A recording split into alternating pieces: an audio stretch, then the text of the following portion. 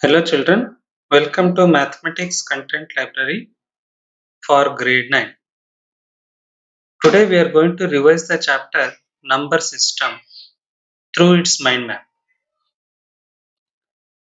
There are different types of numbers. Let us revise them. The first one, natural numbers. These are denoted by the capital letter N, and these are also called as the counting numbers. And these are 1, 2, 3, 4, and it continues to infinite numbers. Next, the whole numbers denoted by the capital letter W, and it is the natural numbers along with the zero. Next is integers. It starts from the negative infinity to the positive infinity. All these are the whole numbers. Next, the rational numbers. These are of the form P by Q, where P and Q are the integers and Q is not equal to 0. Q, that is the denominator, is not equal to 0. Next, irrational numbers. The numbers which cannot be written in the form of P by Q. That is, the numbers which are not rational, they are called as irrational numbers, and some of the examples are root 2, root 3, root 5, etc. In this one, note that root 4 is not written because root 4 is a whole number and it is 2, and 2 comes as an integer. So root 4 doesn't belong to the irrational numbers. And the last one, real numbers, it is the whole rational and the irrational numbers. It is the set of rational and irrational numbers. That's why it is mentioned as Q plus Q dash. All these real numbers are represented on a number line. It includes the natural numbers 1, 2, 3, 4, the whole number including 0, the integers -1, -2, -3, the rational numbers -15 by 4, -2.5, 20 by 9. Next, the irrational numbers -pi by 2, root 2, e, pi, etc. Now we discuss about the location of an irrational number on the number line. As we discussed, root 2 is an irrational number, and this root 2 can be represented on the number line with the help of a right triangle and with the help of the Pythagoras theorem.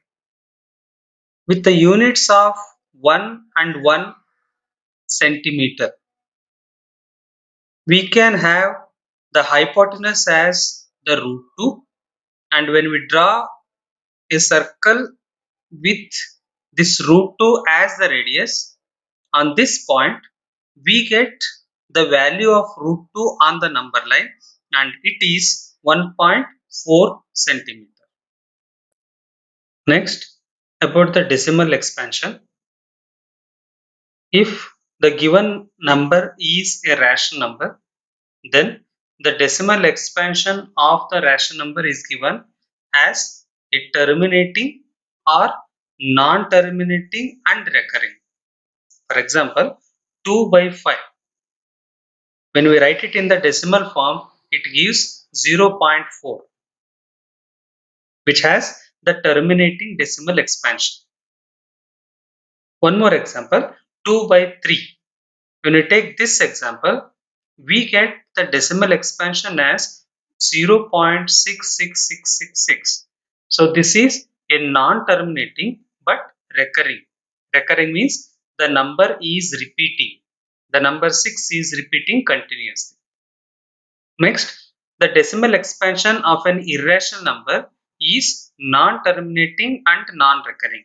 For example, when you take the irrational number root 2 and the decimal expansion of this one is 1.414 it continues.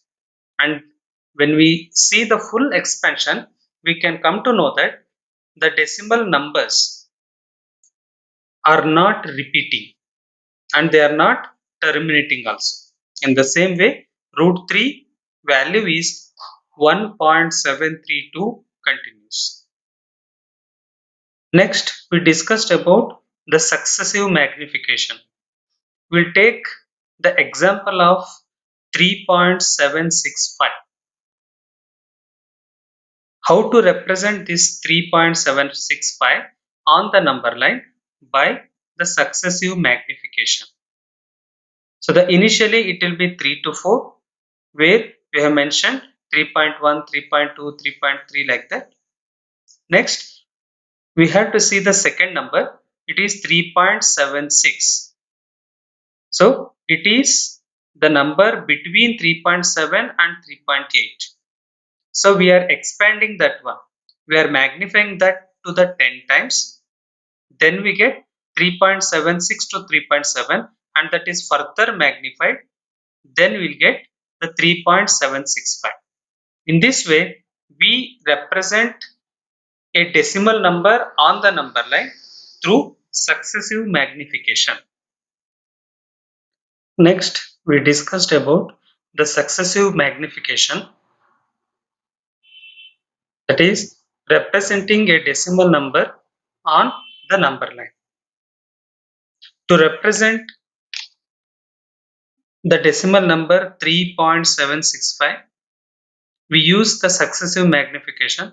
How many digits are there after the decimal point? Those many magnifications we consider.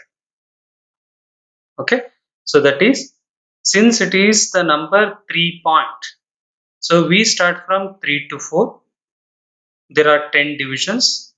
Next, the first magnification comes for the 3.7. So it starts from 3.7 to 8. So we magnify it to 3.70 to 3.80. Then the next one 3.76. So from 3.76 to 3.77 we magnified. So then after the 3 magnifications we got the number 3.765. Next, we discussed about rationalization. It is a process in which an irrational number is converted to a rational number, and the number which is used to convert this one, that is called as a rationalizing factor. For example, rationalizing factor of 2 root 3 is root 3 because 2 is already a whole number and root 3 is an irrational number. So we are converting only this root 3 to a whole number. That's why the rationalizing factor is root 3. And we have to be careful here that the symbol between 2 and root 3 is into symbol, that is multiplication. Next, rationalizing factor of root 18 is root 2. Root 18 is written as 9 into 2 because 9 is a perfect square. So we write 18 as 9 into 2, and from this 9, 3 comes outside as square root of 9 is 3.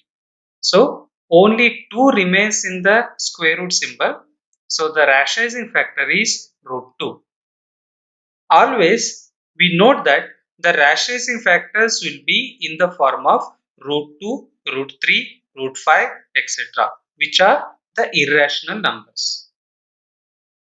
Now we will discuss how to rationalize a rational number which has the denominator as the irrational number. That is, to rationalize the rational number 2 by root 3. Note here, root 3 is an irrational number which is in the denominator. So to rationalize this denominator, we are multiplying and dividing by root 3. So that the numerator becomes 2 root 3 and the denominator becomes root 3 into root 3, which is equal to 3. That means the denominator which is an irrational number that converts to a rational number. The next example, rationalizing factor of 2 divided by root 3 minus 1 is root 3 plus 1 divided by root 3 plus 1, because in the denominator it is root 3 minus 1. So the rationalizing factor will be the opposite sign of what is present in the denominator.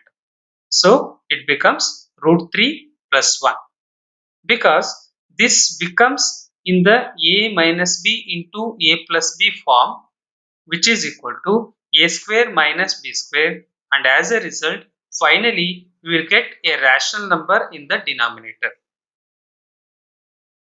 Then we discussed about the laws of exponents.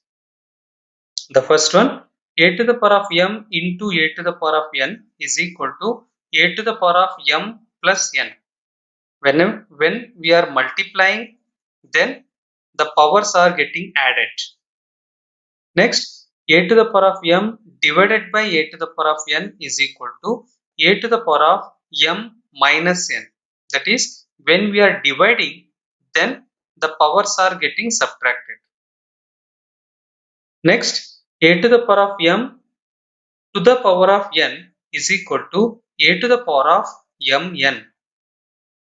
The last one, a to the power of m into b to the power of m is equal to ab to the power of m.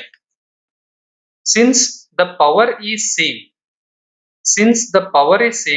but the base numbers are different here, base numbers are multiplied and to the whole the same power is put. That's all about the chapter number system. I hope this revision through the mind map helped you to understand and revise the concepts of the chapter number system in a better way. Thank you, children. Have a nice day.